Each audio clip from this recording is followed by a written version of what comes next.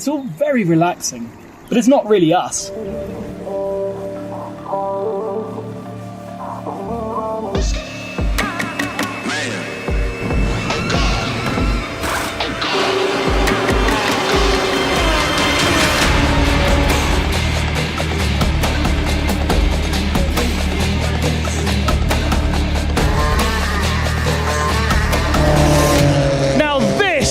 We call a spa day. Welcome everybody to the most grueling GT3 race in the world, the CrowdStrike 24 Hours of Spa. Our full grid of real-world drivers are getting ready for an incredibly hard 24 hours at this circuit, but 24 of them will be also competing in our Fanatec Arena. This weekend marks the midpoint of the 2023 season on the Fanatec GT Pro Series, with our real-world drivers racing on Assetto Corsa Competizione in the Fanatec Arena. 4 real-world championship points in the Fanatec GT Teams Trophy. Now, last round from Paul Ricard, we probably had one of the very best races we've ever seen in the Fanatec Arena, with Neil Verhagen narrowly taking victory. Here are the highlights.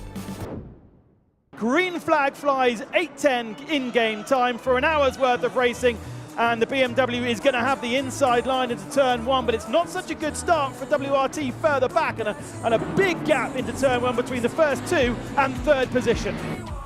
Hold the tighter line, as we see from Fabio Cristani. You can nab that second apex and try and get alongside, but unfortunately the track then goes left.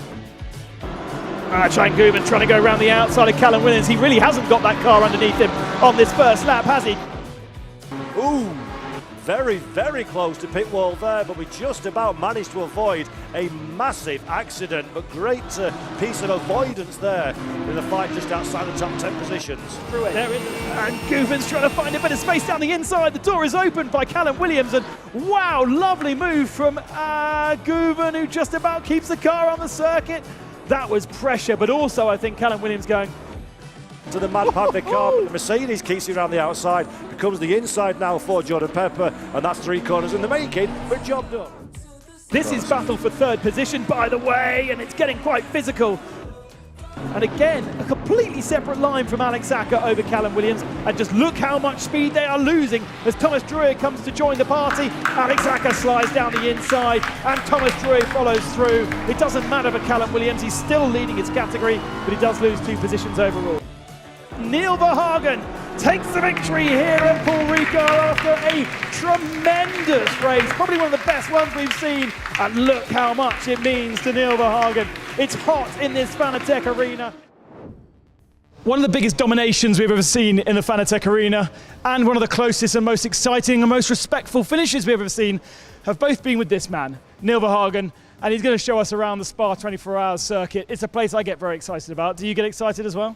Yeah, it's one of the best tracks on the calendar for sure. It's a typical circuit, it's a high-speed circuit, very tricky. Yeah, so now I will start the lap coming out of the bus stop, coming to La Source. Very tricky here on the braking. You need to nail your braking, get at the rotation. It's a long run to Le Combe afterwards, so you want to make sure that you can really get the rotation, get close to the wall, accelerate early, make sure that you do now the least amount of distance, nail all your upshifts if possible. We've got the references from 2 years ago on this particular game. Has it changed now? We've got the new grandstand? To be honest, in the game, not really. You want to just go through a rouge as lean as possible. That was maybe a little bit too much there from my side. I took a little bit too open of the wheel there. But yeah, no, I mean, just the feeling from the game and on track as well too. It's a special place to be around here. So coming into Le Combe now, you want to make sure you can get onto this first apex here, hook the car around, get into the second one as well too, hook the car around again. And here again, it's a long, or not a long run, but it's all downhill. So you need to have a good exit coming into this hairpin here. I noticed in the BMW, you're able to utilize the curbs maybe more than other marques. Yeah, for sure. It's definitely one of the strengths of the car. In the high speed and over curbs, the car is very good. So as you said, utilizing the curbs, utilizing the high-speed corners on the track is definitely a strong point for us. And yeah, for us, that's where we find all of our time. Yeah. Full commitment through Pouhon, because it is kind of, what, 4th, 5th gear? It's a 4th gear corner, but it's it's high speed. So you're always on the nose of the car there. You're trying to fight with the car all through Pouhon. Here through Piff Paff is also difficult. Rotation through the car with the weight transfer is not easy all the time. But coming now to one of my favorite corners actually on the track.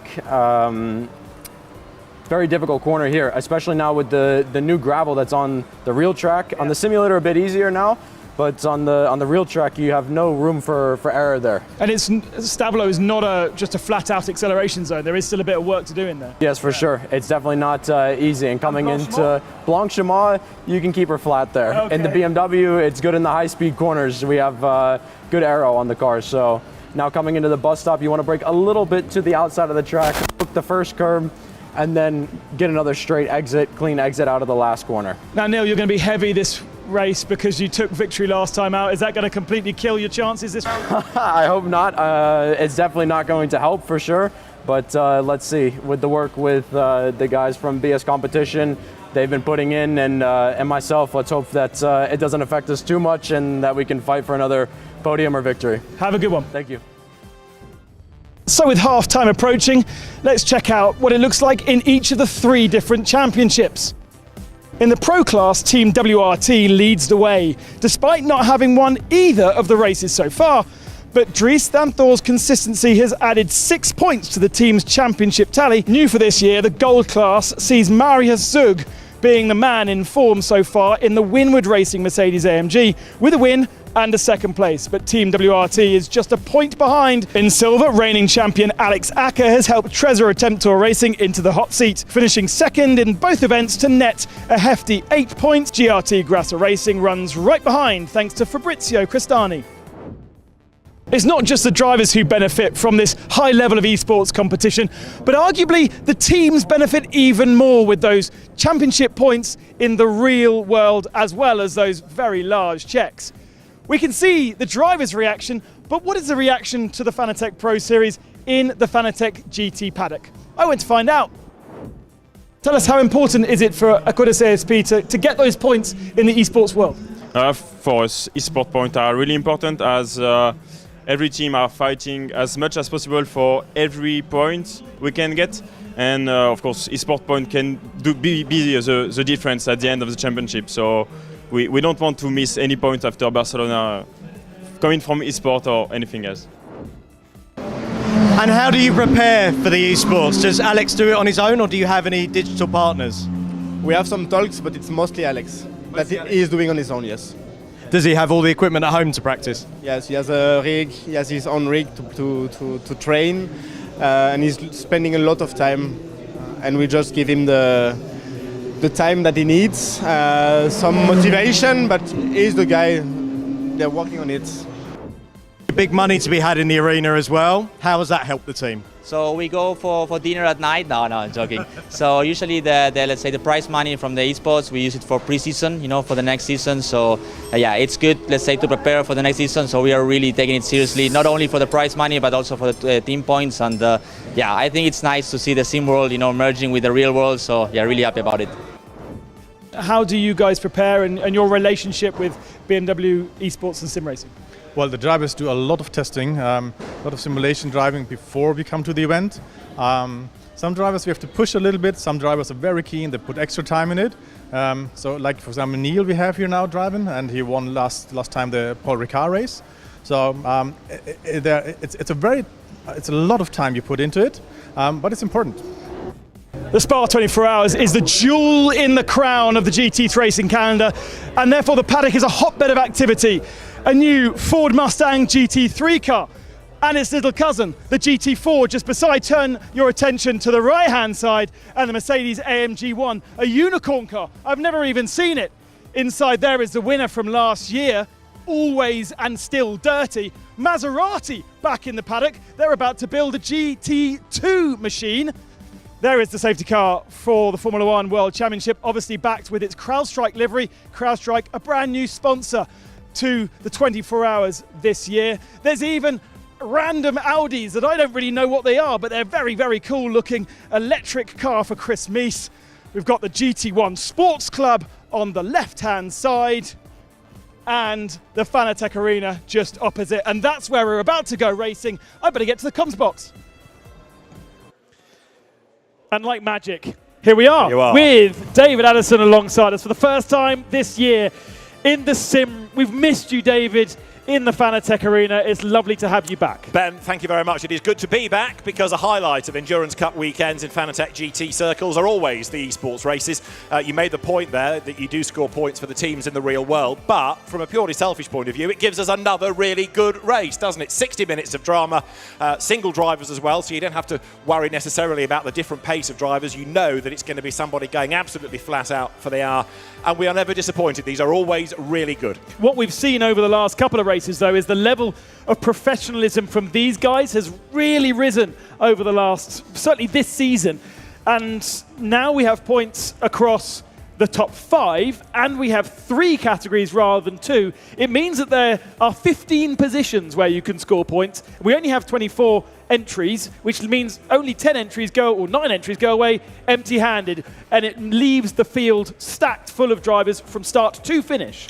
One of the things we found last year, though, is if you had an incident on the first lap, drivers would often bail. They wouldn't go to the end. That seems to be changing now because the teams are realising the importance of scoring these points. They're getting the message through to the drivers. Stick at it because somebody might get a penalty. Somebody might have a drama ahead of you. You can buy back some of that lost ground. So the importance is becoming ever more clear to the teams. That message then goes to the drivers. And the prize money increasing from last year as well. Prize money all the way down as long as you finish the race. If you bail out early, like we were talking about, if you decide to get out your sim after the last couple of laps and head home, you don't get that prize money. So it's important to finish the race.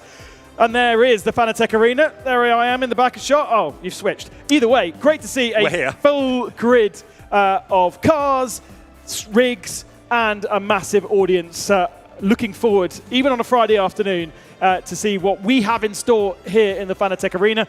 The arena, of course, also used now for a second race, which will happen during the 24 hours on Sunday, where the professional sim racers jump aboard the rigs and they have a race as well. And it's amazing to have those guys around here because they also help these guys out too. And that was something that really was launched at the 24 Hours of Spa last year. It has now become another feature of these Fanatec GT Endurance Cup weekends, and it underlines how esports racing has come of age over the last few years and how it's been embraced by SRO, because of course on top of this we have the regular sprint championships for America, for Europe, for Asia, and there is the Endurance IGTC Esports Championship as well. Anyway, this is round 3 of the Fanatec Esports GT Pro Series, and it's going to be good. You're not missing anything. These guys are practicing. We've had qualifying, which now is incorporated into their 3-hour practice session. So they have 3 hours per weekend on the rigs to get familiar with the rig and the racetrack. Some guys will have all this facilities back at home where they can practice in practice, like we heard from Alex Acker. Others do not, and therefore this is the only time they get a practice. That practice happened across Thursday and Friday morning, and within that they get a 10-minute session where they qualify and set a lap time to establish our grid. So at the moment they're just kind of, I suppose we could call it warm-up. It is also worth pointing out, of course, the extra demand that all that takes, because they are here for a 24-hour race. Now, okay, they won't do all 24 hours, but many will do a really long section of that 24, assuming the car gets to the end. But on top of that, they're being asked to do a 1-hour race. They're being asked to do all that practice and preparation and qualifying, as you say. So it adds to the workload for the pro drivers this weekend. And what we've seen is our second driver in the silver class, Fabrizio Cristani, has pulled out of this race because they were focusing on the Super Pole, which happened a few hours earlier. Here is the grid then, and it is the 96 on the pole position of Lauren Heinrich. Alongside him, Alexei Nezov, Mad Panda, always a massive supporter. And then we've got Cesar Gazou and Nicholas Nilsson in the Ferrari on the second row. The third row is the Porsche and Capex Lamborghini. And then the fifth row is Mario Zug and Alex Acker, only 10th position, with Thomas Drouet and Gilles Magnus on row 6, Sheldon van der Linde and Alberto De Fuoco on row 7. You have to keep going down to get to our winner from last time out. Jordan Pepper, Nicholas Kiergaard, Charlie Fagg, then Neil Verhagen. Only 18th. The weight of that Mercedes really hampering him. Anton Ducon and Sam de Jong on row 10. Leonardo Pulcini and Christopher Mies down there on row 11. And then Nicolas Bart and Clément Schmidt round out the 24 drivers, but Clément Schmidt a last-minute entry to fill in for Fabrizio Cristani. That's effectively a brand new. It's not a new team, but it's a new car and therefore a new entry. He won't contribute points to the 58 entry because it is actually the 85 entry. I think that makes sense. With you all the way. Either way, it's a bit of a shame that 58 loses out because they were second in the championship and just 1 point off Alex Acker in that silver class.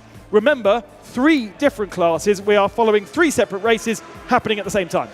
For Crestani's team, it's a nice problem to have, though. So, yes, the Grasser Racing team sit this one out in terms of 58. 85 takes over that entry from Grasser. Anyway, either way, this is going to be a lively hour of racing. And with Laurin Heinrich starting at the front for Porsche, with Alexei Nesov, who's had an outright win, hasn't he, as well this year, back at the start of the season. Cesar Gauzot, who's graduated from GT4 to GT3 this year. And Nicholas Nielsen, who's always there or thereabouts at the pointy end of an esports grid. There is a lot to look forward to. And we can't be far away now, I wouldn't have thought, from getting the race underway as the drivers start to join the server. Nicholas Nielsen always representing Ferrari. Ferrari, you can see in the background, represented both with their esports team and professionally as well. There's good support for Nicholas Nielsen. Some of the big teams here will have a setup supplied to them by their esports professionals, and then they will come in and really have to drive to that setup. This is a setup that will go fast. You need to just be fast on that setup. Do not change it, is generally these days the instruction, even if it feels a bit weird for the real drivers. So let's have a stroll down the grid. Laurin Heinrich and Alexei Nesov on the front row. Cesar Gauzot, Nicholas Nielsen on the second row of the grid. The third row, the green Porsche of the very rapid Eindhoven Guven. And then Sandy Mitchell, the very quick Scottish driver, will start 6th. Over his shoulder is going to be Daniele Diamato in the dynamic GT Huber Racing Porsche. Starting 8th is Callum Williams in the Team WRT BMW. 9th, Marius Zug in the next to the Mercedes, and to round out the top 10, it is going to be Alex Acker driving the Trezor Attempto Audi. 11th on the grid will be Thomas Drouet, and then lining up alongside him, Gilles Magnus, who's been a star in GT cars and touring cars over the last few seasons. Sheldon van der Linde 13th, a man to watch, number 32 BMW, work to do from there. And then 14th on the grid, Alberto Di Folco's Audi. Starting 15th, Jordan Pepper. A long way back for this. In fact, he's a long way back on the grid for the CrowdStrike 24 Hours of Spa in the real world that starts tomorrow. Alongside him is going to be Nikolai Sheargard. Then you've got Charlie Fagg starting the McLaren for Optimum Motorsport. Neil Verhagen is at the wheel of the Rover Racing BMW, having had a win last time out. Antoine Duquin and Sam de Jong are on the 10th row. The 11th row, Leonardo Pulcini and Christopher Meese, who's a long way back.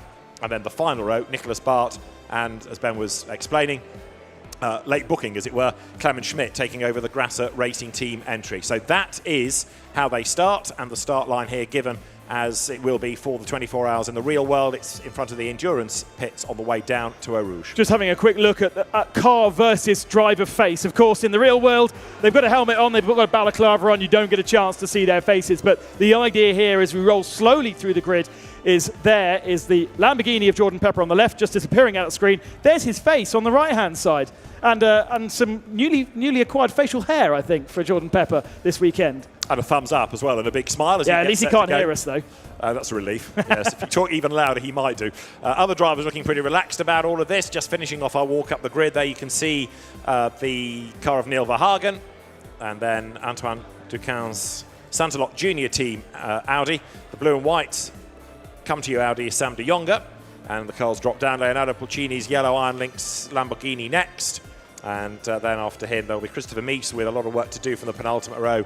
And that back row, Nicholas Bart, again for ComTU, and Clement Schmidt in the Grasser Racing Team Lamborghini, former Carrera Cup star. Interesting talking to ComTU Racing boss, who is, of course, also the father of Nicolas Bart, about how important this is, because they actually do have 3 cars entered into this esports. They're their first year in the world of SRO GT racing, and they are recognizing that there are valuable points that are offered up here that perhaps they're missing out on at the moment because they're not putting enough focus into this, because it's their first year and they're focusing on the real track. But give it 1 or 2 years and they may well have this kind of facility at their factory, and they will be training up their real world drivers to be as fast as possible, both in the real world, but also in the sim. So they'll come to these races.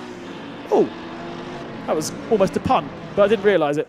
And they'll come to these races well prepared. They are also racing in lots of different championships, including TCR and the Fun Cup in a couple of weekends. They are a team that knows Spa very well in the real world, but not necessarily in the virtual. I think we're going to be going into darkness here, because look at the in-game time, 9:05 local time in-game.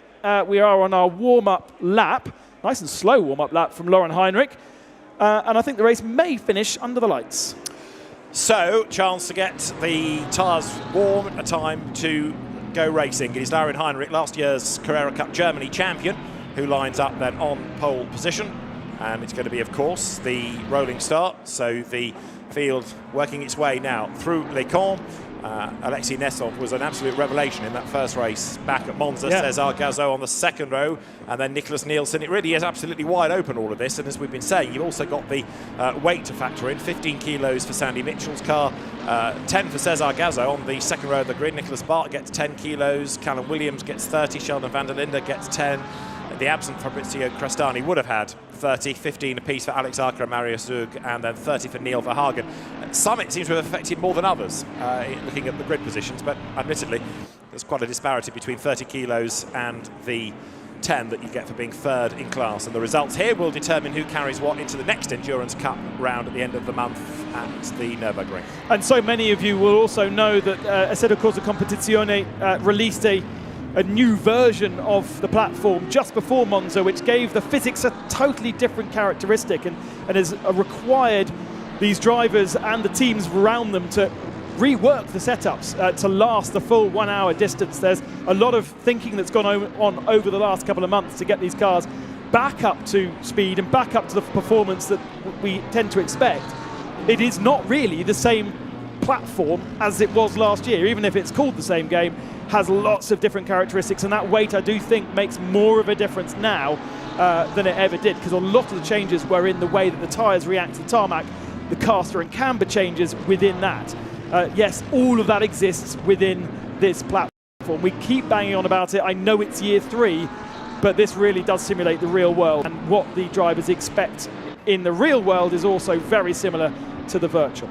But equally, it's worth repeating, because esports is getting a greater audience all the time as more and more people are starting to accept that it's not just a video game. It is far, far more serious and intricate than that. And when you've got people winning in esports, winning GT races in the real world, and then going back into esports racing, you know it's good. And also you know it's good when a former Grand Prix racer comes and stands outside to watch. Riccardo Patrese is taking an interest in all of this.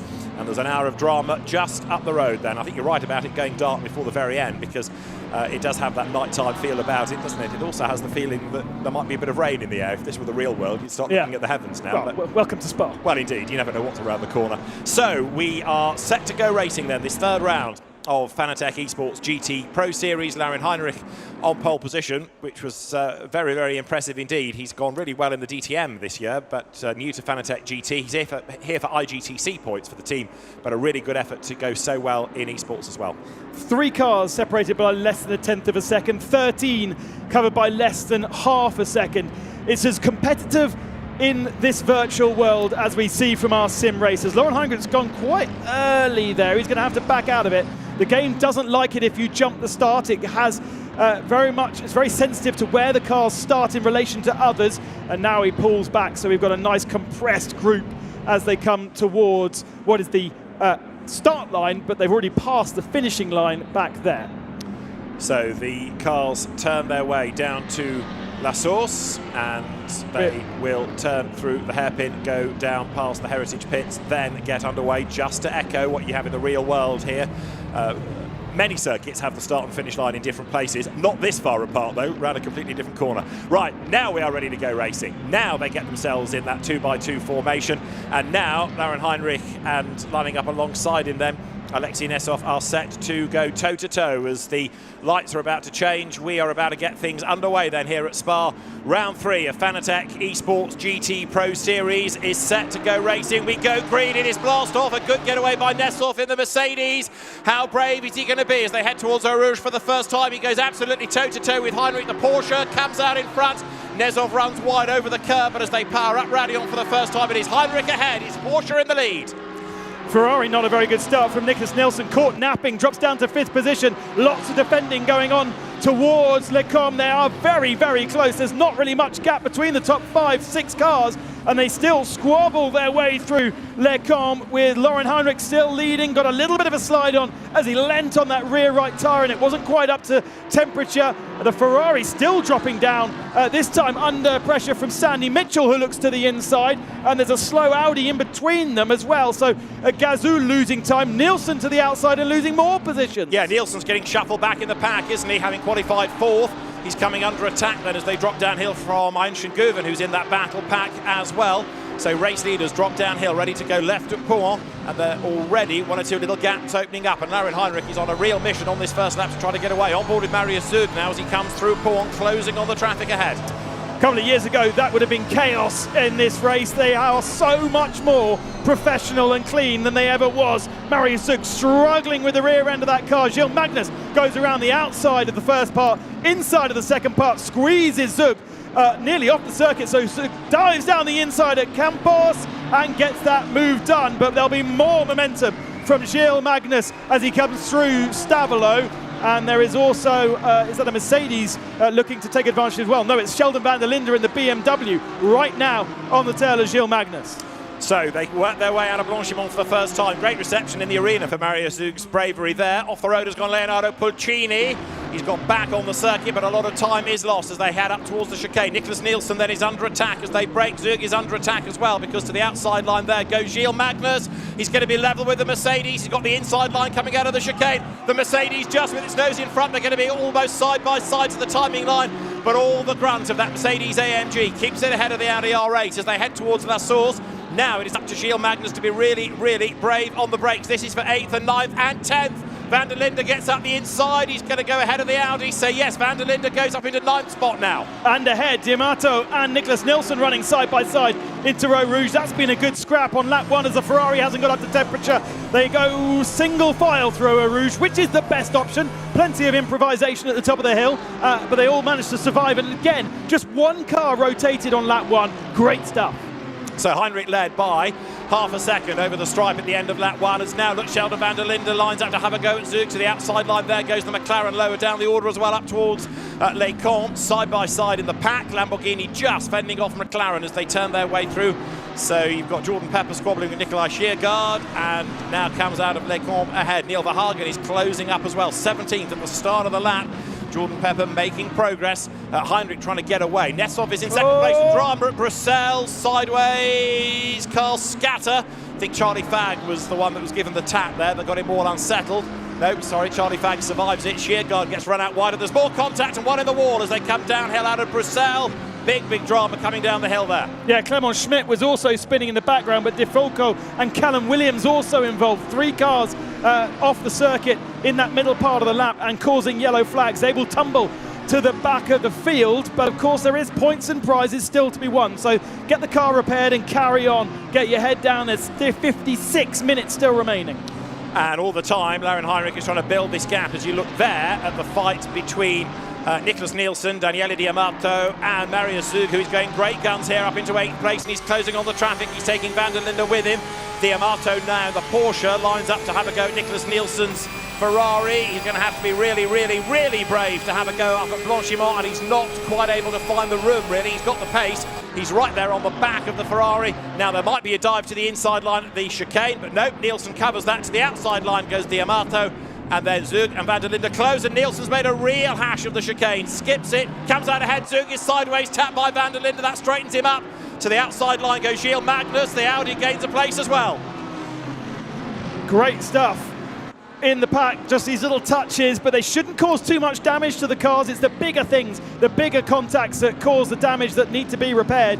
The only problem that you do get from small taps like that is the straight line speed, and that's what you need going down towards Lecombe.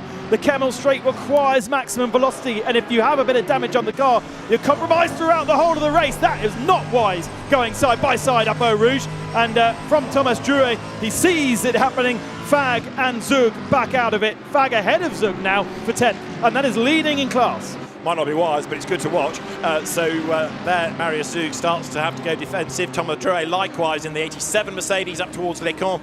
Laurin Heinrich is building this gap, though, 9/10 of a second up the road. The race leader from Alexei Nesov has out wide run yet more of them. Thomas Drouet, I think, in the middle of all of that. He is. Gets it back on the black bit, but is having to go very, very, very defensive because Jordan Pepper was looking for a way by.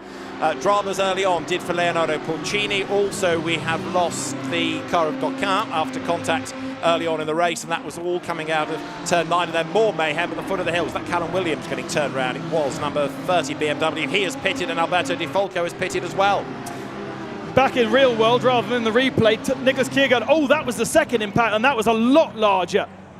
The Audi looked like it just came across the Lamborghini, but we've also lost Nicholas Kiergaard, who's dropped down a couple of positions in the first of our McLarens. We've seen him almost throughout the whole of the Pro Series, but he doesn't necessarily show as high as he has been. 18th position he's now dropped to. Charlie Fagg in the top 10 in the other McLaren, doing a much better job. But a lot of those cars that we saw crashing and spinning around, all in the same class, which is being led by Charlie Fagg. That's the gold class this year. And the gold class only has 6 competitors. So there's points available even if you're sitting in the pits right now. Callum Williams needs to get back out onto track, needs to finish this race to claim those points. But there are points and prize money available to them. And more drama coming out of Le Camp last time. Thomas Drouet was up the curb, and then Jordan Pepper committed to the inside line and got his nose chopped off, got squeezed towards the grass, and then there was contact into Bruxelles, sort of pinball effect, and that was why Kiergaard dropped a load of places, and Drouet got a big tag. Who was that in the black machine? That was very naughty. Race control will not like that as well. Remember, real world race control, humans having a look at all of these incidents and giving penalties out. And I fear as though there might be quite a few. It was good in lap 1, it was less good in lap 2. Yeah, they got a bit D-Mob happy after that. Laurin Heinrich leads by over a second now from Alexei Nesov. Ayenchen Guven is 3rd, so you've got Porsche 1 and 3. Cesar Gauzot is in 4th, Sandy Mitchell is 5th, Nicholas Nielsen 6th, Daniele Diamato is 7th, and then this battle is 8th. Sheldon van der Linde in the BMW, Gilles Magnus in the Audi. You're on board with Magnus now as they go up into Le Camp. They go right, left, right again. Van der Linde has battled his way up the order. He was 13th on the grid, so he's making good progress. Magnus way out wide over the curve, coming out of Le Camp and over the brown now into Bruxelles. Sheldon van der Linde, like Neil Verhagen, getting great support from BMW's esports team. They are here, of course, to race tomorrow evening, but they've provided the setup to the boys, and only a little bit of tweaking and just practicing, making sure they feel comfortable with that setup over the last couple of hours. Obviously, with Neil Verhagen carrying weight, it probably isn't the same as Sheldon van der Linde's setup to try and mitigate the effects of that weight as much as possible. But van der Linde, 8th position for one BMW, and Verhagen up to 13th after the victory last time out. That was his 2nd victory in the series. You might remember the first one. It was the first round of last year's championship, and he scampered away. Absolutely dominated, didn't he, in that Imola race. Clement Schmidt, 20th from the back of the grid, but he's running out of real estate, using a lot of the curb. As you look at the race leader, Laurin Heinrich is doing a really good job up the road, just steadily building that gap, a 10th here, a 10th there, and stretching the margin over the opposition. Alexei Nesov, class leader, 2nd. Ayenchen Guven is still 3rd. And then Cesar Gauzot in 4th place. They go right, they go left again. Out of that chicane, up towards the timing line. Sandy Mitchell, they're getting onto the tail of Cesar Gauzot's Audi. Sandy Mitchell, Lamborghini factory driver, British GT champion, heads up towards the timing line. A single-seater to GT convert in the K-Pax Racing Lamborghini, the American team. Down towards La Source. He's not quite close enough there, though, to make a dive. One penalty being given out already for Pulcini. He was the one we saw in the gravel trap and in the wall, but race control have obviously found something that he has done wrong. We haven't got the information yet on our screens, but down in 22nd position, that little red square that you can see on the screen indicates that he has a 10-second, it's not a drive-through penalty, it's just a 10-second penalty that he can serve in the pit stop. Remember, there is a pit stop. You only have to do 1 litre of fuel. You don't have to change the tyres, but you do have to come in, and that will register as a pit stop. We have seen in the last couple of races a couple of glitches where those pit stops have not been registered, but ultimately proven to have been completed. So here is the confirmation, the stop and go 10 seconds to number 19, Leonardo Pulcini, for an unsafe rejoin, and it was number 26 that was sort of wiped out in all of that. Antoine Decamp, who is in the pit lane and out of the race. Yeah, presumably out his rig as well, the only driver to have abandoned. Okay, right, Sandy Mitchell we're looking at here, running in 5th place, going after Cesar Gazzo, down now through Point once again. That gap has opened up a little bit over the course of the lap. They were almost nose to tail when they came over the timing line. No surprise to know that the fastest lap has gone the way of Laurin Heinrich, 2:17.302. But right now, Sandy Mitchell hustles on, trying to bring down that gap once again so that he can have a go at Gazzo's Audi. Ancient Guven still runs 3rd. Alexei Nesov is 2nd. Laurin Heinrich is the race leader. And the class leaders are Heinrich, Nesov, and then Charlie Fagg leading his class in 10th place. Both Heinrich and Guven, no points out of the last round of the championship at Paul Ricard, but points in Monza means they feature well in the standings and don't carry weight, and that's one of the reasons why we're seeing the Porsche drivers so far up here. Both also associated to VRS Coanda, who have a kind of a works contract with Porsche to run in various championships. We don't see those guys run as a Porsche sim racing team in ACC, but they do certainly lend support to Guven, who actually spends his time at the Coanda house, which is where the sim racing team live and practice and live in the world of sim racing. And Guven spends quite a lot of time when racing is very intense for him with those guys, sim racing, as well as then using it as a base for his real world escapades as a Porsche factory driver. Heinrich, in a similar vein as well, from Germany, spends a lot of time with those guys. So huge support from VRS Coanda, not officially, but unofficially in these races. Yeah, Guven's been a revelation since he came into one-make Porsche racing and was incredibly good in that, and also the FIA GT Nations Cup. The Porsche you're looking at here, though, Daniele Di Amato, is ready to strike against Nicholas Nielsen. Isn't it for 6th and 7th places, this battle together up towards Les Combes, but I don't think Di Amato is quite near enough there to make the move, but that Ferrari just does not have the pace at the moment to get away. Behind, looking ever more menacing, is Sheldon van der Linde, chipping away, coming up from 13th on the grid. The WRT BMW edging a little bit nearer to this battle for 6th place. Yeah, Nicholas Nielsen here slightly struggling. The Ferrari was very much the car to have in the first couple of rounds. And when we saw the wild cards and the privateer entries in Monza in the sim racing series, they all had Ferraris, every single one of them. But Sandy Mitchell, with 2 points out of the last round, maybe is just slightly struggling with that. Here's Sandy Mitchell on the back of Gazou for 4th position. And what he's done is be able to now bring down that gap. It had stretched out again, but Sandy Mitchell has chipped away. He has narrowed that deficit. They come down now towards the campus right-hander. Very wide goes Gazou, but Mitchell does exactly the same thing. Now into the Cours Paul Frere, back onto the power, and this drags the cars all the way around out the other side, past the new medical centre, and then onto the karting centre on the right-hand side. Start the climb again towards Blanchimont. Mitchell looking as though he's near enough to have a go, coming into the chicane. Tighter line through Blanchimont. Sandy Mitchell has got the speed. Which way does he go to make the move? He looks on the inside line. There's the gap. He's going to have to brake very, very late. There's a little nudge between them, and Sandy backs out of it respectfully. So Cesar Gazou hangs on to the place, but that was very close indeed. There was very, very little space to get down the inside there. He made it incredibly hard for Sandy Mitchell, and he's now going to have to replan and maybe just surprise Cesar Gazou a little bit. We've seen Roy Mehrhaus in that Boutsen VDS Audi on the first round of the championship, and Cesar Gazou last time out in Paul Ricard, both getting 3rd position, both getting themselves onto the podium of the Silver Cup. At the moment, Gazou doing one better. Nezov leading the Silver Cup, but Gazou 2nd, and Di Amato, who we now are looking at in the Porsche, 3rd in silver. You can see that on the left-hand side.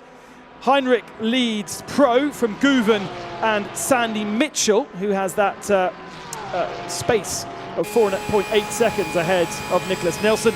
And then Fagg and Zug fighting over the lead in gold by just half a second between the two of them. 3rd in gold, quite a way back. Nicholas Bart will be surprised to find himself there. Yeah, he's got a lot of work to do, hasn't he, to make up on that, as Daniele Di Amato has lost ground and Thomas Drouet has lost everything coming out of Raillon. So the Mercedes has had a big spin. He'd already had one drama, and now another one does not help. Charlie Fagg, in the meantime, is closing onto the back of the traffic.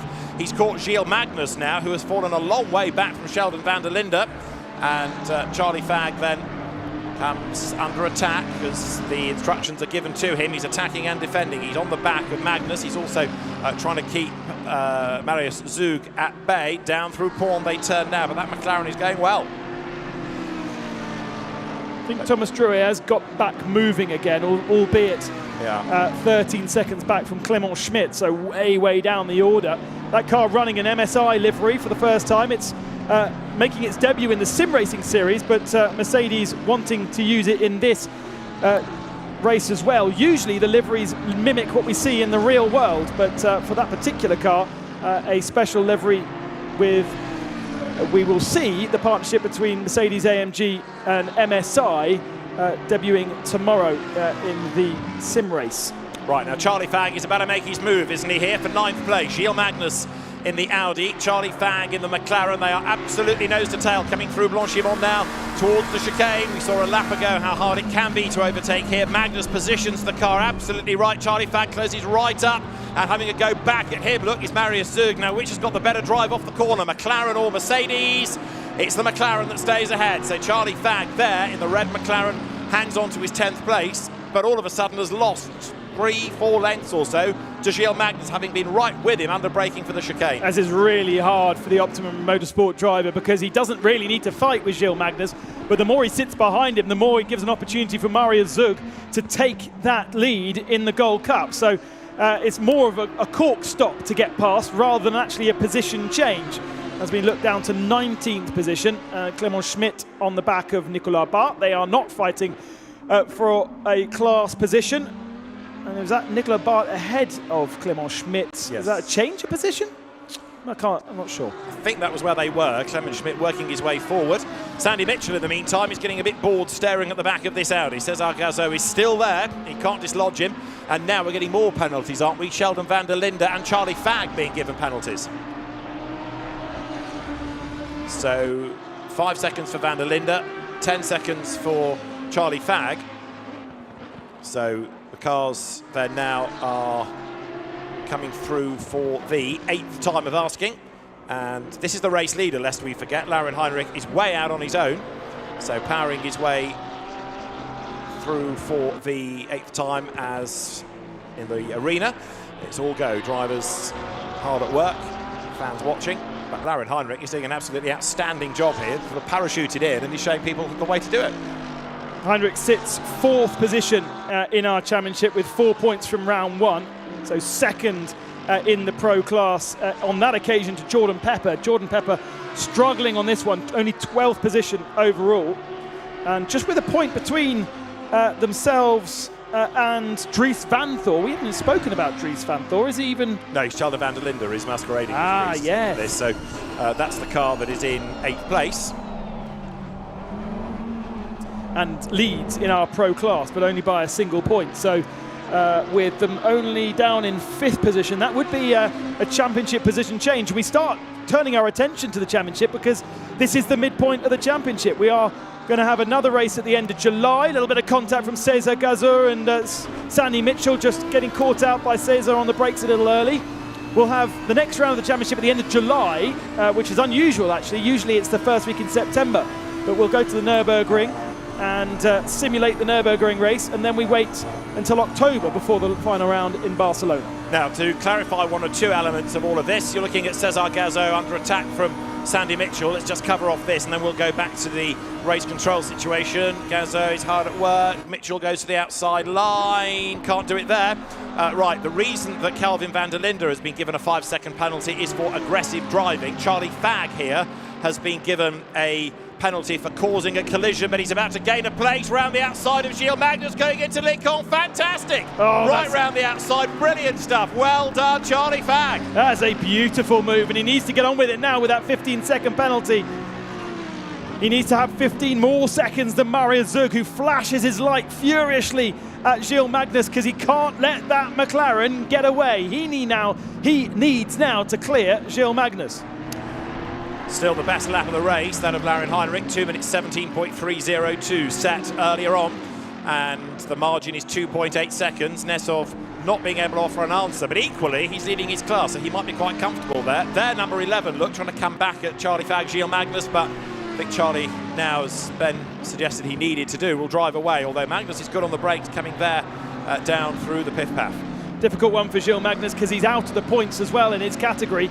He needs to get past Sheldon van der Linde ahead, who actually, as you say, is carrying that 5-second penalty. So there is a possibility of picking up a single point, which would be his first point of the year for the number 11 machine. Just the 25, the 159 and the 11 not scoring points this year so far in that pro class. Everybody else has got at least one. Now Gilles Magnus is going to have to make this Audi very, very wide again. Marius Zug was one of the good overtakers at the start of the race, and I suspect he will be so again. We've done 20 minutes, by the way, now, so first third of the race done. Zug lines up to have a go on the inside into the chicane. It's going to be close. Magnus gives him room, but the Audi stays ahead. Now you've got the drag race out of the chicane. Audi versus Mercedes, but Magnus stays ahead again. And the convention is down the inside usually would work, but if you can't get yourself properly down the inside to completely claim the apex, you might as well go around the outside. It's better because it gives you the inside for the second park and you can claim it. But that was kind of a half move there from Marius Zug. He needed to be a little bit more aggressive, but then aggression may have caused a collision. True enough. Charlie Fag, though, is escaping up the road. You're looking at Gilles Magnus hard at work as they ride the curb, coming out of Eau Rouge, up now the exit of Radion, the Camel Straight, and then to Les Combes. Fascinating to see how the different cars work, whether it's in esports or the real world, where they got their strengths, whether it's through the handling, whether it's through all of the grunt. And the Mercedes looks as though the Camel Straight plays into its favour, because there, look, Zug is a lot closer at the end, but by the time he's got to Les Combes, he can't find a way through. Then he's got a break. Thomas Drouet parked up at Eau Rouge and looks like he might be bailing out. He's reset back to the pits. That's really a shame to lose the 87 machine. We spoke to Codus ASP before the weekend. We went down and spoke to their team manager, and he was talking about how he's saving Rafael Marcello for the real races and not putting him into the sim race so that Raffaele is fresh for the real events. And that's why they're now using Thomas Drouet. But if Thomas isn't able to get the points for them, they might consider swapping it back so that he can get as many points as possible. Whether it be in the real world or the virtual world, every single point counts. And if you can win every single one of these, that's the equivalent of a race win across the season. It is effectively the 6th race in a championship. And for the teams, because it's the teams that get the points, that is absolutely crucial, as you were saying earlier on, for prize money stake. Now, Zug, tighter line coming through Campus, but again, Gilles Magnus goes defensive. This, again, feels like the part of the circuit where the Mercedes ought to have the power, ought to have the grunt to be able to swat aside the Audi. And let's see when the move comes. So Zug, hard at work, left through Blanchimont. Keep on turning, keep on turning, keep on the power. And he's all sideways. No! He's heading for the wall. Big lose. Marius Zug goes all the way around. Loses a place, loses another. He has rejoined, but that was the save of the day. And we rode on board. I don't think I've ever ridden on board in an arena environment like that. Just leant on the rear, expected the rear tyres to do more than they could, and it just rounded him. Nearly saved it, but luckily no contact with the wall. He'll have slightly hot tyres, and they will not react particularly well for the next couple of corners, but eventually he can get back up and running, and that is, he's watching Charlie Fag disappear into the distance. They didn't react terribly well in that corner at the time, did they? Hence he went round, but I know exactly what you mean. Big moment for Marius Zug, and that has thrown him back into 14th place. So all the hard work early on in the race now has rather come to naught, as we have 36 minutes of the race to go. Incident between Sheldon van der Linde and 157, Marius Zug, time penalty now to van der Linde for causing a collision. So he's already got one penalty for aggressive driving. Now he's got a second 5-second penalty for causing a collision. Beautiful shot of Lauren Heinrich there, sliding four-wheel drifting out of Speaker's Corner as we know it, Jackie X Corner as the circuit like to call it these days. Gravel to the outside of that circuit in the real world now, but the virtual version still 2021 spec.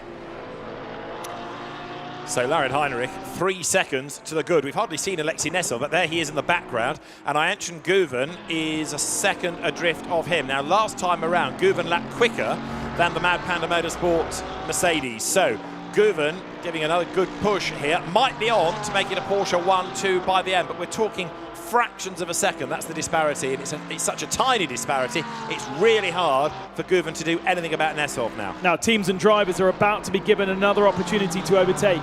15 seconds before pit lane opens. Now, there isn't a driver change. You're not governed by another driver getting in and how fast or slow they are.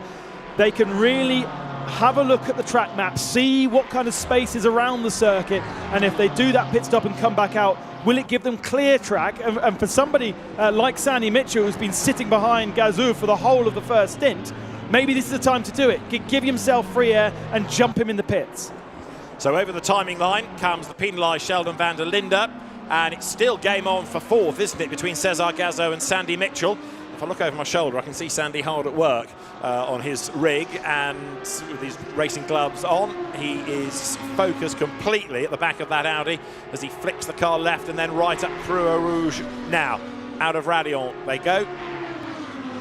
And so as the field powers up towards Les Camps, Sandy Mitchell again, oh, so close, but is he near enough to be able to dive out to the inside and make a move? I don't think he is. He's thinking about it. But again, Gazou has just been able in that Audi to fend him off for another couple of corners, another lap effectively. It's all going to be adding up to. The window is now open. And I think you're right. It could be on that pit stop where Sandy Mitchell's best chance to jump ahead of the Audi will come. 0.3 of a second now between the two of them. Surely Sandy Mitchell can try and do something different. That's the view that you can they can see all the different information that they've got, whether it be how the brakes and the tires are reacting. Those are those kind of 4 round bits near the gear and acceleration.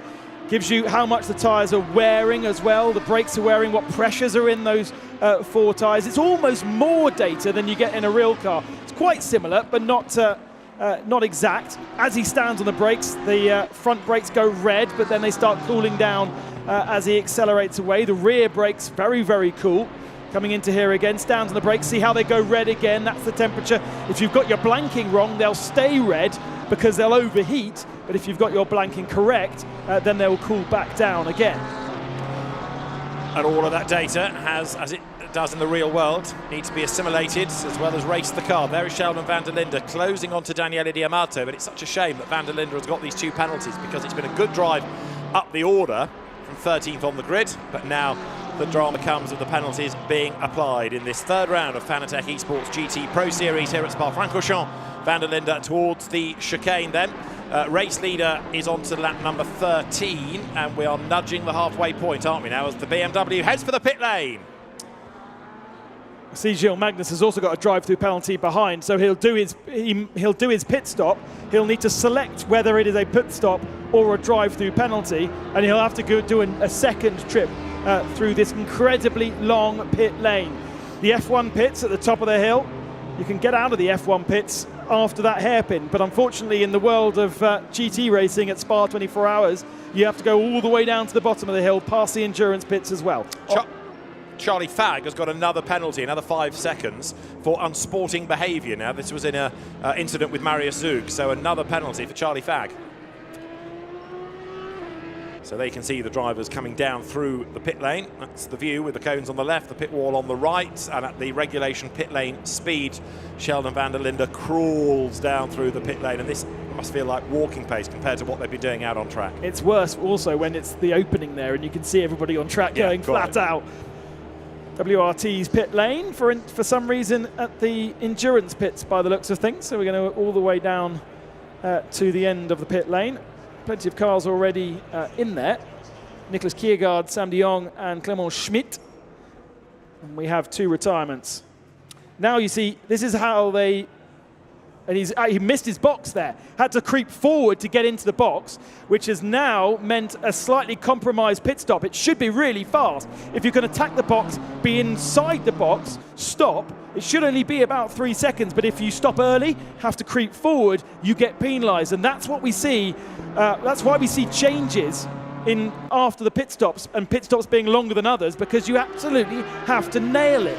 And there are other things that we'll see when drivers come into the pit lane. There's lots of things that they need to select as well to turn on and off to make sure it is registered as a stop. That was not a good stop from Sheldon van der Linde. What does Sandy Mitchell have to do to get past this Audi? He has been staring at it for about half an hour. He's tried pretty much everywhere, but Cesar Gazou has driven a really good defensive stint. He's always had the answer once more nose to tail out of the chicane. Sandy Mitchell stays out for another lap as they come up over the timing line, but the Audi just again has that extra fraction of a second, fraction of a tenth even, coming over the line, and it's just enough to keep him ahead. Now, Sandy Mitchell, driving a Lamborghini, has the Lamborghini Esports team here in force supporting him. They're outside, watching the screens on their Discord channels, and they're able to talk to Jordan Pepper. They're able to talk to Sandy Mitchell and instruct them what they need to do. I'm surprised they are not reacting to this Boutsen VDS and getting him in clear air. But is this the moment that the move comes? Because Sandy Mitchell has got good pace heading up towards Lecomte. Gazzo goes defensive. We've seen this before. Sandy really needs the inside line here, but he's going to go and try the outside. No, he's not. Thinks better of it. Doesn't want to get involved in a shunt or any time-wasting dramas over the curb, so he bails. He sits there. He will bide his time. He will go again. Just like in the real world, there is no point throwing in at the scenery, is there? So Cesar Gazzo hangs on to the position for now. He goes down through Bruxelles. Sandy Mitchell goes a little bit wide there and just loses a length. We were on board with Sheldon van der Linde when he went to the pits, wasn't it? It wasn't Sheldon van der Linde, wasn't it? Yes. Because he hasn't registered as a pit stop, and he still says he's got 10-second penalty. So something going on there. We've seen that car with a glitch for their pit stop in the last round, I think it was. The WRT car had an issue with its pit stop, and it does seem as though it's happened again. Well, we definitely saw him come in. Yeah. We rode with him down the pit lane. We saw him going into the endurance pits. But you're right, something has gone wrong. But he didn't sit there and serve the 10 seconds, so maybe that's not counted as the pit stop because he didn't do all the incumbent penalties. In the meantime, Gazzo accelerates now into the Cours Paul Frere. And everything that Sandy Mitchell has tried, that Audi has had an answer to it. Now, up front, the leading gap has stretched as well. 4 seconds between Laurin Heinrich, there he is, and Alexei Nesov. You've got to do a hat tip to Heinrich for this. It's been a fantastic drive. Nesov's second, but still leading his class for the Mad Panda team. It's this lap or the next for the pit stops. Nesov decides against it, but Guven heads to the pits, as has Heinrich. So Porsche mimicking with the two of their cars. If I was Sandy Mitchell, I'd be doing exactly the opposite to what the guy in front of me does. He's only got 2 opportunities to do something different now. And Nesov becomes the race leader then. He is the silver leader ahead of Cesar Gazzo. And Mitchell is in the pit lane, so he has pitted this time. So race order on track. This car now leads the Mad Panda Mercedes of Alexei Nesov. In second place, it is Cesar Gazzo. Laurin Heinrich has still done the fastest lap of the race, but he's serving the regulation pit stop. So now Nesov has a chance to try to build that lead. Dare one suggest that the Lamborghini Esports faces are getting a little bit more concerned now.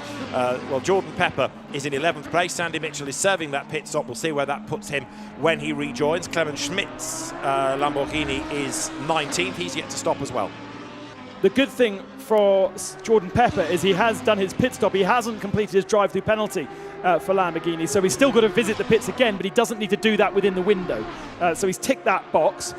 Sandy Mitchell, I think, being instructed and told what to do in terms of the various menus you've got to go through when you're in the pits. Untick tyre change, for instance. You don't want the tyres to be changed because that's a lot longer.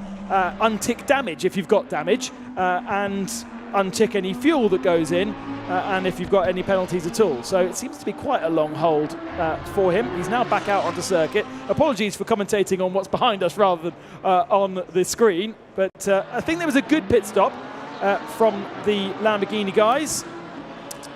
Charlie Fang has But hang on, he's got a drive-through penalty. Who? Sandy Mitchell. He has. Where's that come from? I think. So is that for track limits? Would the game do that itself rather than the race control team do that? There are more and more drive-throughs. Jordan Pepper has got one. Alberto Di Falco has got one. So a drive-through for, that's Marius Zug who has stopped. A drive-through now for 63 Jordan Pepper for causing a collision. And other penalties or other incidents being looked at. But yeah, Sandy Mitchell's drive-through, that has not yet revealed itself as for a reason, unless it's track limits. Or it's speeding in the pit lane. Possibly. If it's speeding in the pit lane, then that's another one that the in-game race control will automatically give you a penalty. Track limits automatically comes up as well, but those kind of things can easily be detected, and therefore the game will instantly give you a penalty if it feels as though you've gained an advantage. That is a disaster for Sandy Mitchell. It is, and it will therefore bring Nicholas Nielsen back into the mix because Charlie Fang has also had penalties ahead. So there is the McLaren being reeled in by the Ferrari. It's been a little bit undercooked in this race in the sense that although it qualified fourth, it fell away early on, got shuffled out of the pack up at Bruxelles, and hasn't really been able to fight back up until now as the cars sprint out of the pit path. We're on lap 16. Alexei Nesov is now in the pit, so is Gazot, so is D'Amato, and the pit stops then cycle through. So Laurin Heinrich should get his lead back as he heads into Eau Rouge this time. He's at the bus stop chicane, or the chicane as it now is this time around, to end lap 16, but he should now be able to get his lead back, powering his way out of the chicane. What we really need to see is who rejoins in what order. Cesar Gazot shown as now being ahead of Nesov in the pit lane, so that would have given him a place on the pit stops if that is correct. But Heinrich is about to come past the endurance pits, and now the race order is going to start to stabilise with 24 minutes still on the clock. Looks like Nesov is at least moving again. There he is at the top of the hill. Momentum from Laurin Heinrich, but I think Alexei Nesov here has got himself to the very head of the field through his pit stops. I think you're absolutely right. He has done it. So Alexei Nesov has not only got the lead, but he's got the lead by some margin from Laurin Heinrich. So it is 2.8 seconds. Now we've got a race on our hands for honours. Heinrich absolutely ran away and ahead in the first stint. Now he's playing catch-up. Cesar Gazot is third. He's jumped ahead of Ayhan Guven. So both the Porsche pit stops have cost the drivers a place. We still looks as though Charlie Fag in the leading gold car didn't complete his pit stop correctly. He's still got a penalty as well. There's lots of discussion going on. So Marius Zug is stuck in first gear. This is a problem. This is why we've seen him not moving. He's talking to the technicians from Fanatec to understand what's going on. It looks like he's actually he's on the limiter, isn't he? He's on the limiter of first gear rather than stuck on the pit lane limiter. So we don't see that very often. We've had 3 seasons of the Fanatec Arena, and I think I can only remember 2 occasions where these highly technical pieces of kit have given up on the drivers. Yeah, the internet's had its dramas, but not the actual kit. And the power. The power, yeah. So, Laurin Heinrich now is closing on Alexei Nesov. It was 2.8 seconds when they both went through the first timing sector of this lap, and now that gap is down to 2.2. So Heinrich charges on in pursuit of that Mad Panda Motorsports Mercedes that won outright at Monza. Heinrich turning his way through Blanchimont. 22.5 minutes of the race to go. Third still is Cesar Gazot, who is 1.6 seconds up the road from Ayhan Guven. Fifth, Sandy Mitchell with that Damocletian drive-through. Sixth, Charlie Fag. Seventh, Nicholas Nielsen. And Marius Zug has effectively abandoned ship because that car was just becoming a hazard and he's parked it at Blanchimont. The difficult thing for Marius Zug is at the moment he's third in class. He's picking up 2 points. And we've got only 4 cars left in that race. Here comes Sandy Mitchell to serve the drive-through penalty, so he must be complicit to what the reasons were, and I'm suspecting that it was speeding in the pit lane, and therefore he is going to drop out the points in the pro class. But Marius Zug wants to carry on, because even if he's a couple of laps back, he will still score points in that gold class. Antonio De Falco, I think, is no longer with us. I think he's abandoned ship as well in the number 9 car. Correct. So we've got Zug, Williams, Bart and Fag. There's only 4 that are actually going to score points. Right, Sandy Mitchell plummets down the order. 21.5 minutes of the race to go, but he's not yet able to leave the pit lane because he's still got the other half of it to go. He's done the F1 pits. Marius Zug has got a little bit further, and Sandy Mitchell continues this so-called walk of shame all the way down the pit lane with the drive-through penalty. So this is going to drop him way, way out of the reckoning. So 2 more questions then. Gilles Magnus in 9th position. It says that he cleared his drive-through penalty but didn't pit, and so still has the yellow mark alongside his name with the pit window shut. And Charlie Fag has still got a 20-second penalty and is registered as not pitting correctly. I thought we saw him pit though. He has been in the pits, I'm sure. Yeah, whereas Sheldon van der Linde's mystery not pitting has now been cleared. Right. So few confusions going on, and Sandy Mitchell gets back out the circuit. And is now 14th, make that just 14th, yes, because although Sam de Jonge goes ahead of him, Nicholas Bart there remains behind. So, Sandy Mitchell has got a lot of work to do in 20 minutes to try and gain back any ground whatsoever. Alexei Nesov versus Larin Heinrich, though, for the race lead. That gap is stabilising now, around about 2.1 seconds. It did come down by a little chunk, but now Nesov, I think, has got into a rhythm and knows that there's another win on the line here. He's not ready to give that up, is he? Mad Panda, a massive supporter of the esports in the Fanatec arena over the last couple of years. Team boss piloting that car for the first year and a half, I suppose, until Alexei Nesov came on board in the team and conceded that Nesov was even faster than him. So Nesov representing now in the silver standings with the victory in round one. No points from round two, but it looks like heavy points from this one as Sam de Jonge loses the position to Sandy Mitchell, but it doesn't really matter. They're in different classes. But it's the 13th overall, and it will be some, albeit scant, consolation to Sandy Mitchell because he's gained a place. He's managed to fight back. Alexei Nesov, the Israeli driver then, former karter turned Formula 4 racer, turned GT racer, to the eye, is being caught again. Larin Heinrich has got the gap down to just 2 seconds. It was 1.9, in fact, as they climbed the hill there. He was just down a little bit more, but Nesov, with 20 minutes to go, is still pushing. Now, last time around, Heinrich was quicker. Then in third place, Gazo is being caught by Guven, and that gap is 1.3 seconds as well. So in both cases, for the lead and for third, you've got the car in question being chased by a recovering Porsche. Yeah, and how much more pace do they have then over the Mercedes and the Audi? Certainly the Lamborghini of Sandy Mitchell had more pace than Audi. We saw that once it clarified itself. I would suggest that Guven and Heinrich are faster than Nesov and Gazu.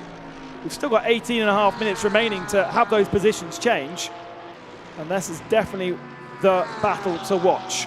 Right, Heinrich fractionally on pole position by just 100th of a second, but built that lead up to about 4.5 seconds before the pit stop and came out of the pits 2.9 seconds back. So incredible time loss just in the pits. Yeah, and whatever happened to Heinrich seemed to happen to Guven as well. As I keep saying, both of them ended up giving away places. So as the race now works lap 18, what are we doing in terms of the time? It is nearly 10 o'clock in game. There's still a bit of light. It's not gone completely dark, but the headlight's starting to have more of an effect on the road now. So there is the Ayenchen Guven Porsche running in 4th place, coming out of Blanchimont now, once more towards the chicane.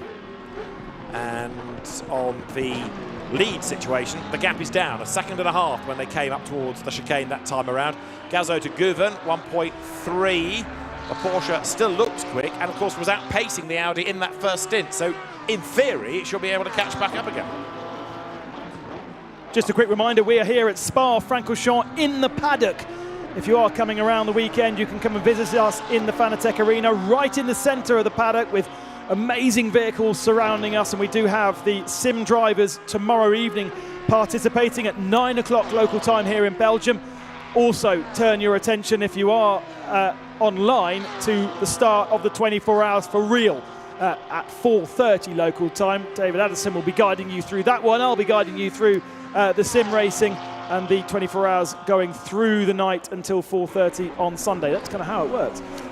But so much action to enjoy from Spa-Francorchamps. And if you are coming on site also, there is the ability to qualify for the Lamborghini on-site finals, which will be held at the Nürburgring, which actually is only about an hour away from here at Spa. And so if you're local, to Spa, sorry, I'm sitting down. Then, get up, come on. Then you are local to the Nürburgring as well. And the Nürburgring is going to be at the end of July. So again, it is an Endurance Cup weekend, and the esports activity as well as GT3 and the support races that SRO always put on track, make it a really busy weekend, some great racing in prospect. Talking of great racing, we're down to 2 and 4/10 now between the two leaders. Alexei Nesov is coming under renewed attack from Larin Heinrich. That gap down and down again between the two race leaders. There is the outside of the arena in which you can see Heinrich's Porsche battling on, coming up towards the Cours Paul Frère now. And ahead is Alexei Nesov in that Mercedes. And now that he can see the car ahead, he's ever more focused. getting a little bit nearer. Heinrich did the fastest lap of the race very early on. He's not been able to better that, but he needs to. They're both leading their respective classes. So yes, we keep talking about Heinrich in terms of wanting to win the race, but he could settle for second and still get the points. Yeah, 4 points from the opening round, but no points from the last round for Laurin Heinrich. So important points in the championship, in this particular championship, but of course in the real world as well for Rutronic Racing, who are celebrating 50 years of the brand here at Spa this weekend with a big old hospitality unit in the paddock. And I'm sure that's where Laurin will find himself post this race for a little chill out and calm down and a reset, because they need to reset their brains from the sim racing world to the real world for this evening's warm-up. Yes, they're out on track later on, exactly the point. So Alexei Nesov from Laurin Heinrich then, 1.2 seconds. It still has the feeling that Heinrich is going to get there, but he's not finding it easy. You know, it's a 10th a lap. It's a very, very tiny gain. And even if he can get up there on the back of that leading Mercedes, then he's going to try to find a way through. So Heinrich now into Les Combes. We're on lap number 20. We've got, 14 minutes and change on the clock, so there's probably another 7 laps to get out of this race. Yeah, actually, if you look at down the standings, there's progress from all 3 Porsches. Heinrich is gaining on Nesov, Guven is gaining on Cesar Gazzo, and D'Amato is gaining on Nicholas Nielsen in the Ferrari for what is 6th position overall. So the cars seem to be set up well to last throughout the full hour, and that was one of the big challenges, getting these cars to be as performant at the start of the race as they are at the end. And everything that is in them comes from the real world. How the tyres work, how the cars work, how the track might change over the course of an hour, how it would feel at this time of day compared to earlier or later. So it is as realistic as it can be. The manufacturers, the component suppliers, the tyre brands, they've all worked together with AK Informatica and Assetto Corsa to make this as good as it can be. And right now, Laurin Heinrich has dropped to 10th to Alexei Nesov, who is looking mighty up front. Whatever happened in the pit stop is the real story of the race here. It has changed the complexion completely for Heinrich, and that Porsche just can't fight back. Heinrich doesn't look too ruffled. That's the face that we are looking at on the right-hand side. Just concentrating on what he needs to do right now. That's a class winner's face, though, not an overall winner's face. Yeah, okay. Yeah, because he's got a silver-graded car, silver class car between himself and Anton Guven. Here, Daniele D'Amato makes his move and passes Nicholas Nielsen for 6th place. So D'Amato goes through. Note to all Porsche drivers, we can gain places here. Drive through for Charlie Fagg as well now. Yeah, Nicholas Nielsen there, definitely with an issue through Campus or Stavolo. Didn't have the momentum, and it was an easy pass for D'Amato. Simply just drove past him, didn't he? So the Ferrari picking up decent points. Third overall, third in class in the pro standings, and hasn't changed that because D'Amato is in the Silver Cup. But ultimately, this isn't the star showing that you would usually expect to see from Ferrari. And unfortunately, Nicholas Nielsen, the only Ferrari in the field. Now the lead gap, 11 tenths of a second now. Nesov is starting to come under attack. Look to the eye, it is less than ever. It's down to 9 tenths of a second. The lead gap coming through Les Combes. So that margin is down again. Charlie Fagg's drive through is going to take him out of 5th place, but it's all eyes on the race lead now. Heinrich down towards Bruxelles, brakes as late as he dares. Nothing will inspire you more than seeing that car ahead getting larger as you close on it. So Heinrich being told, no doubt, you're leading your class, that's fine, but he will want an outright race win. Downhill they go once more. Pull on. This is lap 21. Fagg had a 20-second penalty for collisions, but he's now got that up to a drive-through penalty for track limits. So that's an in-game decision where the game has decided he's gained too much of an advantage by driving off circuit. It's not a kind of a points-based thing whereby you do it once and it's fine, do it twice and you start to get penalties. It is literally based on the amount of time you've gained from falling off or driving off the circuit, and I'm not sure it's going to affect Charlie Fagg's day too much, to be honest, because there's not many cars left in that particular class. Nicholas Bart, who has not been particularly fast, he's 1 minute and 30 seconds off the lead, might find himself winning the Gold Cup. By survival, really. Yeah. And it does go to illustrate what we've said. Stick at it, plug away, keep out of trouble. You never know what's going to happen to your rivals, and you might find a result lands in your lap. And that's very true of what we're going to see on the circuit in the real world over the next 24 hours. Look how that gap has come down under braking for the chicane. Nessov versus Heinrich. This is the end of lap number 21 as they come over the timing line. Again, that Mercedes has good drive off the corner though. That's where the margin stretches. And that's worrying, isn't it, at the end and into the braking zones. The Porsche does look stronger on the brakes, but the Mercedes draws away before the braking zone, which means that maybe Laurin Heinrich will have to work a lot harder in the fiddlier sections in the middle part of the lap to make the big difference. Charlie Fagg now with a yellow flag against his name, so I'm not quite sure what he's done, whether he's been disqualified or spun. And Heinrich not quite close enough, but Nezov feeling the need to go a little bit defensive, just moving around on the circuit, not on the conventional racing line as they came up to Legcom on the Kemmel Straight. That last lap for Heinrich, a 2:17.9. It was a 2:18.4 for Nessov. So Laurin Heinrich now is just about in striking distance, isn't he? Another car's length or two, and it's definitely game on. But in the space of a lap, he has made this now very much a fight for honours. He's good through Bruxelles. Now, what does Mad Panda do? Does it say to Nessov, OK, let him go. You're going to win your class. This is a racing driver they're talking to. He's not going to want to let him go. Just on Charlie Fagg, he's been disqualified. He hasn't taken his drive-through penalty, so the game has kicked him out. And that means, would you believe, Nicolas Bart is leading the Gold Cup. Callum Williams second, Marius Zug, who couldn't change up from first gear, is now going to pick up points for third. So, race of changing fortunes for just about everybody here. And with the clock ticking on down, we now have 9 more minutes. Nessov still ahead of Heinrich, but only just as they come down towards campus once again then. Through that right-hander outside the Fanatec Arena, lots of new fans exploring esports, looking at the screens and saying, is that happening in there? Yes, it is, and it's happening for Laurin Heinrich because he's getting ever nearer as the light fades to the back of that Mercedes. Lap 22 into Blanchimont.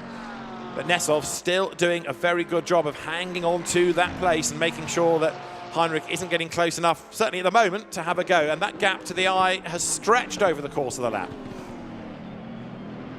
Heinrich brakes really late though, doesn't he? Still though, 8.5 minutes to go. There's still time to plan. There's still time to learn what the guy ahead of you is doing, whether it be right or wrong. Guven right on the tail of Gazu. And this is for third position. Again, though, it's not 4 points. There'll be no change if you get ahead or not. And so it's a really, really different one to call, although Guven nearly getting into the back of the Audi. Just a little bit later on the brakes, we saw how good Heinrich was on the brakes, and I think that both Porsches stopping very efficiently, maybe more efficiently than the others. Getting past Cesar Gazzo has been impossible all day, really, hasn't it? Nobody has succeeded yet. Remember, Sandy Mitchell's efforts came to naught. Gazzo gained a place on the pit stop. Here comes Guven then. He has a go to the inside. Nothing comes of it. Gets back into the draft. Is he going to dive to the outside line? Yes, yes, yes. Just almost touches the back of the Audi. He wants the inside line. He goes for it. He gets squeezed. He's off the curb and he goes straight on. Both of them off the road. Ancient Guven, and there's contact. He tags the back of the Audi and half spins, and it is Cesar Gazzo that comes out ahead. Ancient Guven tries to sort himself out. He's got going again in the background, but after all of that high drama, Cesar Gazzo for the Boots and VDS team survives in third place, and Guven is a distant fourth for the lead. It's getting closer. I'd love to have seen Guven's face during that move, because Gazzo was left and then right, and then as Guven had the overlap, Gazzo came across him again. They both ended up braking too late, and it was, I think, one of the speed bumps that ended up spitting Guven sideways. There was a huge cheer in the Fanatec Arena from the supporters, and Guven has continued, and again won't lose anything. He's still second in Pro. It's still a 1-2 for Porsche in Pro, with Nicholas Nielsen, who's just been there and thereabouts all day, in third position in that Pro category. Alex Arca is now being given a drive-through for causing a collision. It was on lap 3. It's taken a while to get through the system, but I'm afraid 9th place Alex Arca now cops a penalty. We've got 6 minutes and change on the clock. We've got Alexei Nessov leading from Laurin Heinrich, and that gap continues to come down under braking for the chicane. Heinrich is oh so brave. He is throwing everything at this, and he's almost there. But we've said that before, and he's not been close enough to make the move. And again, out of the chicane, Mercedes with all of that grunt powers away up the road. So 0.4 of a second it now is. Heinrich again 0.2 quicker that time around than the Mercedes, but now he is closer than he has been in this stint. It's interesting how good the times are still. Best lap of the race from Laurin Heinrich at 2:17.3. It's only a 2:17.6 that he's running here, so the drop off of the tyres isn't massive at all. And he's still able to be faster than the Mercedes ahead, faster than Mad Panda. Just how aggressive will they need to, or feel the need to be? Again, Mad Panda. Again, the Mercedes goes to that inside line, but comes back onto the racing line early, showing his intentions. That's not what Gazoo did. Gazoo only came back across once Guven had the overlap. It's a bit naughty. Race Control will make that decision tomorrow morning, by the looks of things, as they're still on lap 3 at the moment. But it will no doubt get looked at. 5 minutes to go for the race lead battle, and right under the rear wing, in fact braking so late he washes out wide there, Laurin Heinrich, and Nessov is feeling the pressure. You can see the concentration on the face. He's leading his class, but he wants a second outright win of the year. Heinrich, fastest lap, he's on for a class win, but he also wants an outright win. Bearing in mind how dominant he was in the first stint, second will feel like he's been shortchanged here. Out of Paul they come. Lap 24 of the race, and he's getting closer and closer and closer. And now the Porsche gets into the draft, heading up towards the pit path. This is where the Porsche is good, isn't it? It's better in the middle sector of the lap. It's been set up to be dynamic and fast, whereas the Mercedes is more about the grunt in the first and the final sectors. That's very late. There is not a space, and Laurin Heinrich kind of compromising his exit speed and therefore his momentum through Stabilo, which is basically an acceleration zone. And look how the Mercedes scampers away now. Maybe through Blanchimont the Porsche will be slightly better, but he's not. I don't think he's going to be close enough to make a move into the chicane. He's starting to gain a little bit. He's good through this bit historically, and he's late on the brakes, and that helps. But then having caught, so the Mercedes sprints away the other side of the chicane. Look, closing, almost there. Scrabbles through and wait for that Mercedes to just roll away. He gains so much under the braking, doesn't he? That lap actually was a second slower than he's able to manage, so there was certainly a little bit of compromising for the two of them. Again, gets close, slightly misses the apex there, perhaps attacking a little bit too much. The old adage of slow in, fast out. Laurin perhaps a little bit fast in and slower out. Oh, that's our names. Oh, it's gone. Just to remind you what you're called. Laurin Heinrich then chases on in pursuit of Alexei Nessov. 0.3 of a second. That is the smallest it has been at a timing point, and now it's crucial because if he can get into the draft here, he might be able to make a move up to Lecombe. Nessov goes one side of the road, then the other, trying to break that slipstreaming effect. Heinrich is close, but he's not close enough to make a move, and he's all sideways going into Lecombe. Good save, well caught, but it's just scrubbed off a little bit more pace.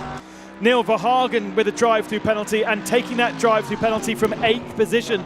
That's a real shame for the BMW driver that was so good and took victory last time out, but presumably that's the drive-through penalty is from in-game. We haven't seen anything from Race Control about it, so Verhagen needs to serve that or risks disqualification, as we saw with Charlie Fagg. Right, Nessov then, study of concentration, coming through Speaker's Corner. Not only is he trying to drive the perfect lap, coping with everything around him, with the light fading within the game, but also he's feeling the pressure of Heinrich behind him.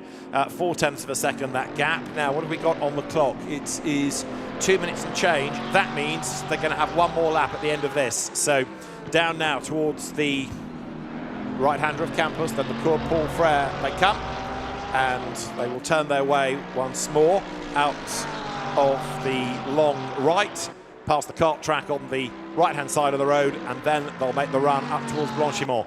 And now Heinrich is running out of ideas and running out of options because he's got one more lap to go as the field accelerates for the 25th time of asking out of Blanchimont towards the chicane. This is where Heinrich has normally been really good on the brakes. He might close up again, but what good will it do him? Very little. Deep into the chicane, and that just washes out the time.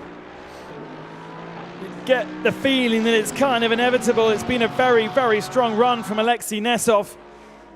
And again, it's going to be maximum points in the silver class, maximum points for Laurin Heinrich as well in the pro class. So, but I just feel that Laurin Heinrich will want to win this and take the checker flag first on the road, having got that pole position and led throughout the whole of the first stint so convincingly, and only really losing the lead because of a pit stop, because of something else that's happened. that may or may not have been his fault, because it might have been that he wasn't quite square in his pit box. That could be a problem, but there's no way he's going to have a move down in Lecombe here. He's not close enough, and he's so good in the middle part of the lap, but there's so little overtaking opportunity. Alex Acker, by the way, number 99, desperately needs to do his drive-through penalty or have it converted. He is at risk also of being disqualified, and that would be losing points. Yeah, he goes in now because he was going to lose those 2 points in the silver class if he didn't do so. He's our champion from last year. So this gap suggests that Alexei Nesov has done enough. Unless he makes a mistake, I think he's going to be on at the end of this 26th lap for the race win.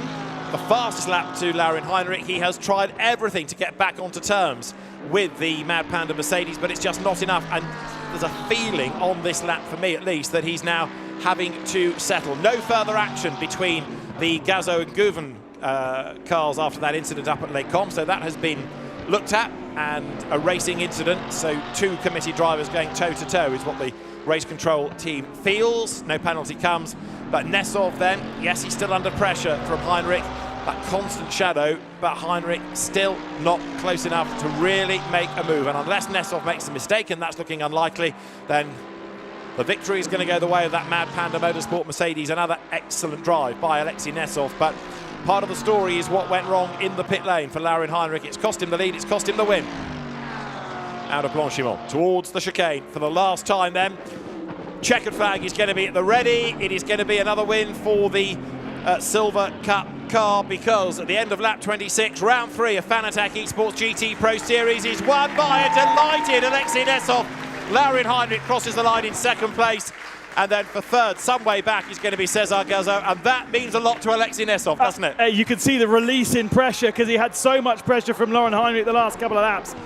Here comes Daniel Diamato for 5th position. That'll be 3rd in silver, but Alexei Nesov is so relieved to have got that done, because I'm sure he was feeling in every braking zone that there was pressure from behind. Applause in the audience. We've got a long time to wait before we can get all the cars over the line. There goes Nicholas Nielsen, 3rd in Pro. And then we're going to have Christopher Mies, who joins us for the first time. And he gets over the line 4th in Pro. Gilles Magnus 4th, Christopher Mies 5th. And I think Gilles Magnus's question mark over the pits stop that he had or hadn't done has been cleared. So that is all good. And we've still got battling going on. This is Nicolas Bart, who's going to win our Gold Cup. And he's got Jordan Pepper up behind him, and Jordan Pepper is about to make a move. He goes to the outside, coming into Blanchimont. There's just about a gap, but he's not able to quite take it there, so it's going to come down to the wire at the chicane as Bart goes wide over the curve. Jordan Pepper tries every which way that he possibly can do, goes to the outside line, brakes as late as he dares, wants to switch back, clips the back of the Audi, gets alongside, more contact, gets turned sideways, and back through comes Nicholas Bart. Jordan Pepper threw everything at it, and in the end to no avail, but great racing right to the end. I'm not entirely sure whether that was required. They're still smashing each other after the line. Nicholas, you've got 5 points. Just give it up. Yes. It's great. It's really, really good. Oh, hello. Just check you're not at the stock car track. No, we are at Spa. It was a bit like that, wasn't it? It's not Hansford Hills Raceway. I think everybody has gone across the line now. Gilles Magnus has been given a penalty by the looks of things for not finishing. And there is Alexei Nesov, who David is going to speak to, and I'm going to disappear for a few moments. Ben, well, thank you very much. We'll ask Alexei Nesov to step forward. What a drive. Fantastic. Well done. Congratulations. Thank you very much. Tell me, how hard was it towards the end, first of all, with all of that pressure? Oh, that was honestly very hard. Laurin had more pace than me today, and I was surprised when I pitted out in front, and I realized it would be very close in the end. Yeah. He was catching. I was trying to make 0 mistake, drive as clearly as possible, so he doesn't have time to catch. So in the end, I made a mistake. He got close. Okay. We started to fight. But I guess, luckily for me, he started to get overheated, and I had a bit as well. So in the end, he was missing the braking points. I saw it in my mirrors. Also had to avoid it a little bit, but thankfully it went well. Yeah, it was very emotional. You were always leading the class. Did you at any point think, okay, I'll let him go, I'll still win my class and get the points? No, of course, you're a racing driver. Why would you think that? To be honest, I did because I realized that he's faster, and if it gets too dangerous, in the fight, I shouldn't stay for it because But in the end, I managed to defend it well, and thankfully I won the race overall again. How useful is an extra hour of racing like this on a sim for what you have in the real world coming up starting tomorrow? Is this useful, or is this more draining because you've put so much energy? Wow, it is definitely useful in terms of of this adrenaline, how you learn how to manage it, and probably the driving a little bit different. And in real life, we have so much more unpredictability in terms of conditions and driving states, track state. Sorry, I guess any experience is useful on this track. A lot of it seemed to come down to the pit stop. It helped you. It hurt Lyrin for the win. How hard is the pit stop part of this, with everything you have to do in the sim? Well, funny thing that this morning I came to the warm-up just to practice the sim. I did 10 attempts, and all the time I did something wrong. And the last attempt, which I did just before the race, went well, and I said, okay, I got how to do it. And in the end, it worked, and it gave me the win. So the pit stop was the key point in this race. Tell me about the real world. Looking forward to the CrowdStrike 24 Hours of Spa. You go into that race with a good team of drivers. What are your chances? Oh, definitely. I was looking forward to this race so much. In the beginning of the year, I couldn't even imagine that I can end up this year on the grid. Definitely will be a tough race. We start from the back because of some bad luck on the quali. Okay. But quali doesn't mean anything in such a race. We should keep it clean, and definitely it will be an amazing event, which I will remember forever. Have you raced here before? No. Ah, okay. This is quite a debut, then. Yes. So, first Spa race, effectively, on the sim, and you win it. That's quite a debut. Yes, definitely. Alexei, well done. We better let you go to the podium in a moment, I think, because that is being made ready. Again, congratulations. Thank you. Well done. Alexei Nesov then, a second victory of the season, of course, having won at Monza right at the very start of the year.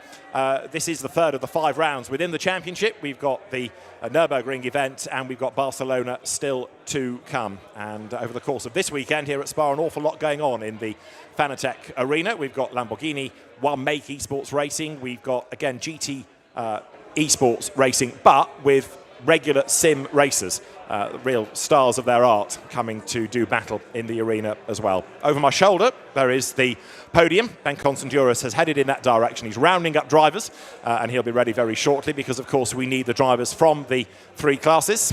We've got our overall top 3, but we've also got the silver and the gold, as well as the pro. On track this weekend, we've got GT4, in fact, having the first race of the 2 right now. They will race again tomorrow. We've talked about Lamborghini in esports terms. They will also have their second real world race tomorrow, and it's at 4:30 tomorrow when the CrowdStrike 24 Hours of Spa is underway. You can watch that on the YouTube channel. You can watch it if you're here at the circuit. You can watch it on assorted platforms, and it promises to be a mega race, 70 cars, and they will in fact be on track towards the end of the evening here for the warm-up. Tomorrow we're so busy with races that the warm-up has to be a day earlier, and it's very important for one of the teams because after an accident in pre-qualifying, a new car has had to be ordered and built up for one of the Mercedes AMG teams, and that's going to be run for the first time in that warm-up session, which is coming up later on track this evening. So there's lots to enjoy at Spa. There's lots to enjoy in the Fanatec Arena. Of course, don't forget as well, there are the European, American and Asian esports championships as well, and they will continue on Wednesdays for the rest of their championship season. I think we're ready for the podium then. Our top 3 drivers are set for the presentations, and to oversee it all is Ben Constanduras. Thank you very much, David, and thank you so much for being with us here in the Fanatec Arena. Let's get our podium then underway. Please welcome onto the podium in 3rd position for Boots and VDS in the Audi, Cesar Gazzo.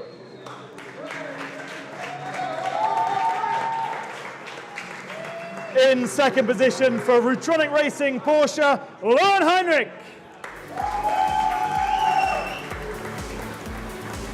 And your winner for the 2nd time this year for Mad Panda for Mercedes, Alexei Nesov.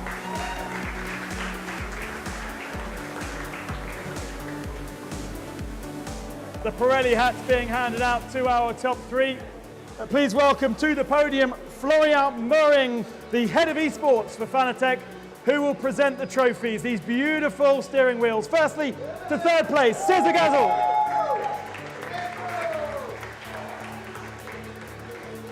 €25,000 for third place. In second position, Lauren Heinrich.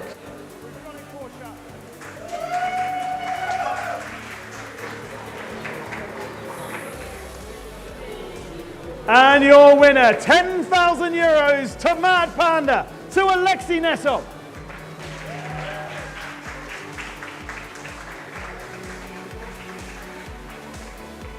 That is your podium with the top 3 overall, of course. Podiums for each of the gold, the silver, and the pro categories. Spread across 15 drivers, there are points across most of our field. I hope you really enjoyed watching our racing from the Fanatec Arena here at Spa-Francorchamps.